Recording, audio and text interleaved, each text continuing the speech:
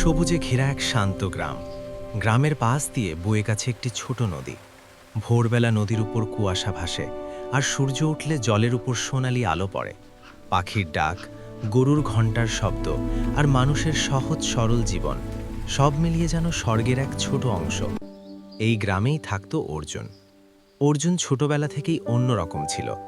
অন্য ছেলেরা যখন খেলাধুলা করত, তখন সে প্রায়ই চুপচাপ বসে আকাশ দেখত, নদীর দিকে তাকিয়ে থাকত, অথবা বয়স্ক মানুষের কথা মন দিয়ে শুনত। সে খুব দয়ালু ছিল। কেউ অসুস্থ হলে সে জল এনে দিত, কেউ কষ্টে থাকলে সে পাশে বসে থাকত। কিন্তু তার মনে সবসময় একটা প্রশ্ন ঘুরত: মানুষ কষ্ট পায় কেন?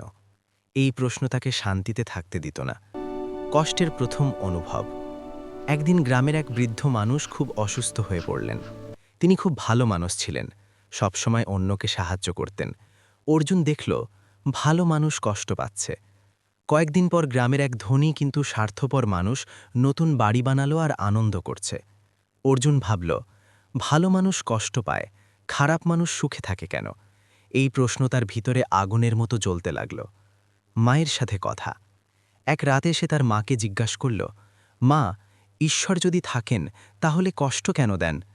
তার মা শান্তভাবে বললেন, বাবা, সবকিছু আমরা বুঝতে পারি না, কিন্তু বিশ্বাস রাখতে হয়।